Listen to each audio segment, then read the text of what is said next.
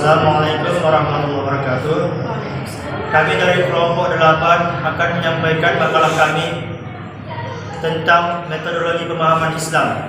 Saya sebagai moderator bernama Muhammad Habibi, sebelah kiri saya bernama Sri Haji, dan sebelahnya lagi bernama Nurmala.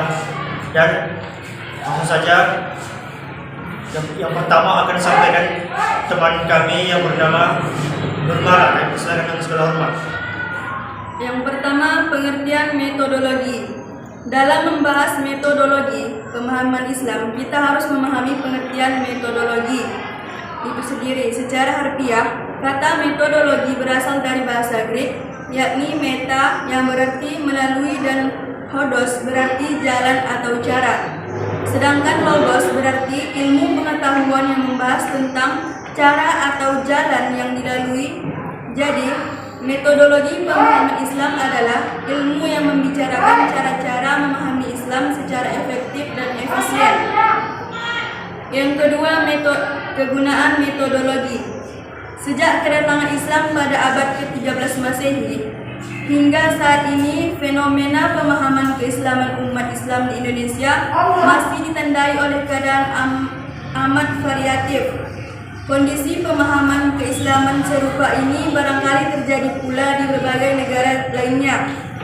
Kita misalnya melihat adanya sejumlah orang yang pengetahuannya tentang keislaman cukup luas dan mendalam, namun tidak terkoordinasi dan tidak tersusun secara sistematis. Hal ini disebabkan karena orang tersebut ketika menerima ajaran Islam tidak sistematik, dan karena orang tersebut ketika menerima ajaran Islam tidak sistematik dan tidak terorganisasikan secara baik. Mereka biasanya datang dari kalangan ulama yang belajar ilmu keislaman secara otodidak atau kepada berbagai guru yang antara satu dan lainnya tidak pernah saling bertemu dan tidak pula berada dalam satu acuan yang sama semacam kurikulum. Selanjutnya akan dijelaskan oleh rekan kami. Baiklah, saya akan melanjutkan penjelasan dari metodologi pemahaman Islam. Pertama itu beberapa pendapatnya tentang Islam. Ada dua sisi yang dapat digunakan untuk memahami pengertian agama Islam, yaitu sisi kebahasaan dan sisi peristilahan. Kebahasaan Islam dari bahasa Arab salimah selamat atau sentosa dan damai. Kemudian aslama berserah diri masuk dalam kedamaian. Yang kedua itu beberapa metodologi memahami Islam.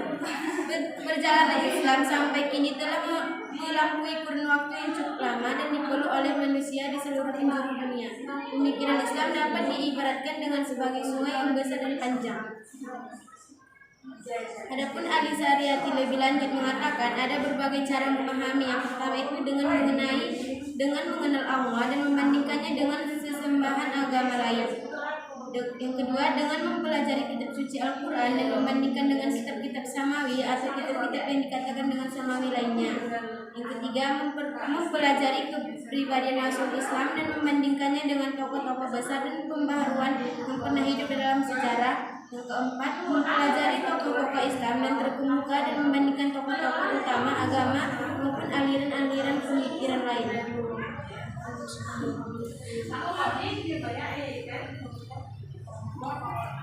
Baiklah, kesimpulan dari makalah kami yaitu Tialin menyatakan bahwa dalam mempelajari dan memahami Islam terdapat tiga cara